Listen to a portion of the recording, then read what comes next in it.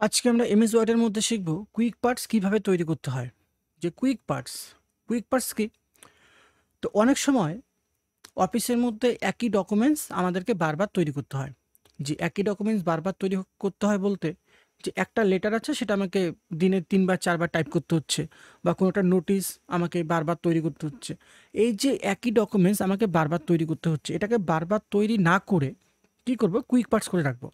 যে quick parts করে রাখলে পরে কি হবে, যেরকম আমরা যখন এমএস ওয়ার্ডের মধ্যে কোনো কিছুকে সেভ করি, যে কোনো একটা ডকুমেন্টসকে সেভ করে রাখি, সেটা কি হয়, এমএস ওয়ার্ডের কম্পিউটারের মধ্যে সেভ হয়ে থাকে।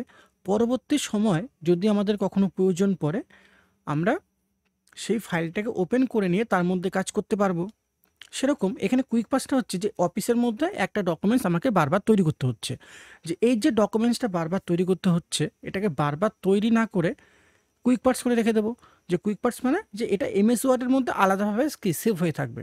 যে যখন আমার প্রয়োজন পড়বে, আমি কুইক পার্টস গ্যালারির থেকে সেই ডকুমেন্টসটাকে নিয়ে আরও দ্রুত তৈরি করতে পারবো। তো কুইক পার্টস তৈরি করার জন্য সবার প্রথম যে কাজটা আমাদেরকে করতে হবে, যে আমি কতটা ডকুমেন্টস কুইক পার্টস করে রাখবো, ততটুকু প্যারাগ্রাফকে সিলেক্ট করতে হবে। তো এই যে প্যারাগ্রাফটা আছে, আমি চাচ্ছি যে এই যে এতটাকে আমি কুইক পার্স করে রাখবো। কেন? কারণ এতটা আমাকে প্রতিদিন লিখতে হয় ৩ বার ৪ বার ৫ বার করে। তো আমি চাচ্ছি এতটুকুই কুইক পার্স করব। তো এতটুকুকে সিলেক্ট করলাম। তারপর এখান থেকে আসতে হবে ইনসার্ট ট্যাবে। এই ইনসার্ট ট্যাবে আসতে হবে। এরপর এখান থেকে আসতে হবে এই যে কুইক পার্টস, এই কুইক পার্টসে আসতে হবে। তারপর এখান থেকে আসতে হবে save selection to quick parts gallery, এর মধ্যে ক্লিক। তারপর এর মধ্যে একটা নেম দিতে হবে। কেন নেম দেব? কারণ এই যে ডকুমেন্টসটা তৈরি করলাম, এখন আমরা কাজের সুবিধার্থে এইভাবে অনেক ডকুমেন্টসকে কুইক পার্টস করে রাখতে পারি। এখন পরবর্তীতে যাতে অসুবিধা না হয় এটা বুঝতে, যে কোনটা কোন ডকুমেন্টস, এই জন্য এখানে একটা নাম দিতে হবে। তো নেমের মধ্যে আমরা যে কোনো নাম লিখতে পারি, এখানে এইভাবে লিখে দিলাম। তারপর ওকে, আমার কুইক পার্টসটা কি তৈরি হয়ে গেছে। এখন পরের কোশ্চেনটা হচ্ছে how to run quick parts. মানে এই যে কুইক পার্টসটা তৈরি করলাম, এখন এটাকে রান করব কিভাবে? রান মানে পেজের মধ্যে এখন আমার এই কুইক পার্টসটা দরকার, তো পেজের মধ্যে নেব কিভাবে এটাকে? তো পেজে নিতে গেলে আসতে হবে কোথায়? ইনসার্টে। তো তার আগে আমাদেরকে কার্সারটা সেট করতে হবে। এই কার্সারটাকে, যে আমার কুইক পার্টসটা কোথায় প্রয়োজন, তো যে জায়গাটাতে প্রয়োজন সেখানে কার্সারটাকে সেট করে দিতে হবে। তারপর আসতে হবে ইনসার্টে, এখান থেকে এই যে কুইক পার্টস এখানে আসতে হবে। তো এখানে আমি একটাই তৈরি করেছি, এই জন্য সবার উপরে চলে আসছে। আর উপরে নেমটা চলে আসছে, যে নেমটা দিয়ে সেভ করেছি। এখন এর মধ্যে একটা মাউস দিয়ে নর্মাল ক্লিক করতে হবে, চলে আসলো। আবার যদি প্রয়োজন পড়ে আবার এখানেই ক্লিক করব, আবার চলে আসলো। মানে কি, এটা এমএস ওয়ার্ডের মধ্যে কি এখন সেভ হয়ে আছে, যে আমার যখনই প্রয়োজন পড়বে এখান থেকে নিয়ে ডকুমেন্টসটা তৈরি করতে পারবো। মানে কি, এখন আর আমাকে এতটুকু ডকুমেন্টস লিখতে হচ্ছে না। এখন পরের কোশ্চেনটা হচ্ছে how to delete quick parts. যে এই যে কুইক পার্টসটা তৈরি করলাম, এখন এটাকে কি করব, ডিলিট করব। যে এখন এটাকে আর রাখবো না। তো যদি ডিলিট করতে হয় তাহলে একইভাবে আসতে হবে ইনসার্টে, তারপর এখান থেকে কুইক পার্টসে আসতে হবে। এখন এটা তৈরি করেছি আর এটাকেই ডিলিট করব। তো এর উপর রাইট ক্লিক করতে হবে। কেন? যদি নর্মাল ক্লিক করি পেজের মধ্যে চলে আসবে।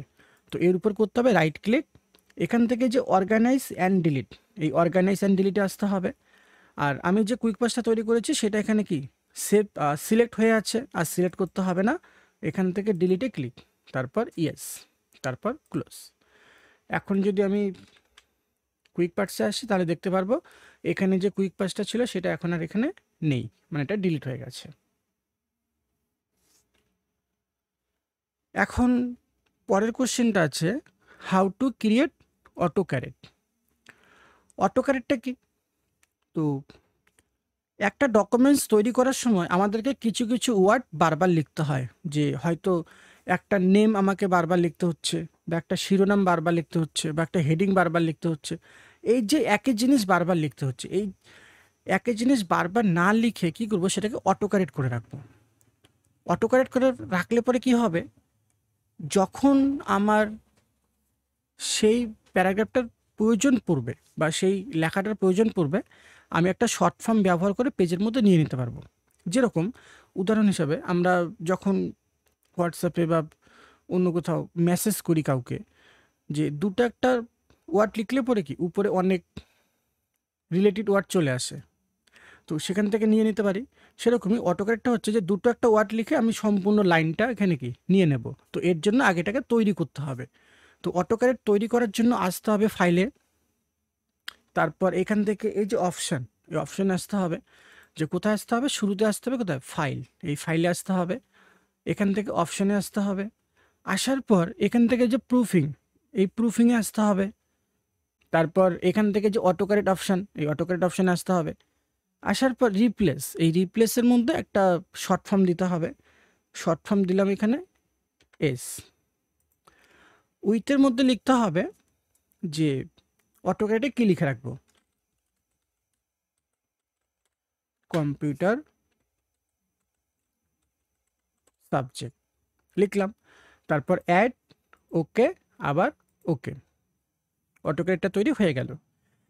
এখন পরের কোশ্চেনটা আছে হাউ টু রান অটোক্যারেক্ট। যে এই যে অটোক্যারেক্টটা তৈরি করলাম, এখন এটাকে কি করব, রান করব। মানে এখন আমার পেজের মধ্যে প্রয়োজন, এটাকে পেজের মধ্যে নেব কিভাবে।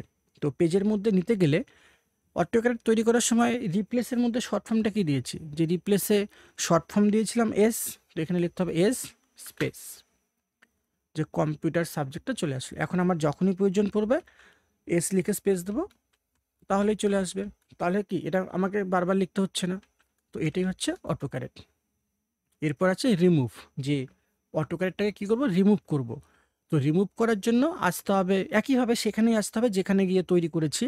তো আসতে হবে ফাইলে, এখান থেকে অপশান, এখান থেকে প্রুফিং, অটোক্যারেক্ট অপশান, এখানে রিপ্লেসের মধ্যে শর্ট ফর্মটা দিতে হবে এস, এখানে সিলেক্ট হয়ে গেছে, ডিলিট, ওকে, আবার ওকে, যে অটোক্যারেক্টটা ডিলিট হয়ে গেল। এখন যদি এস লিখে স্পেস দিই, দেখবো এখন আর লেখাটা আসছে না, মানে ডিলিট হয়ে গেছে।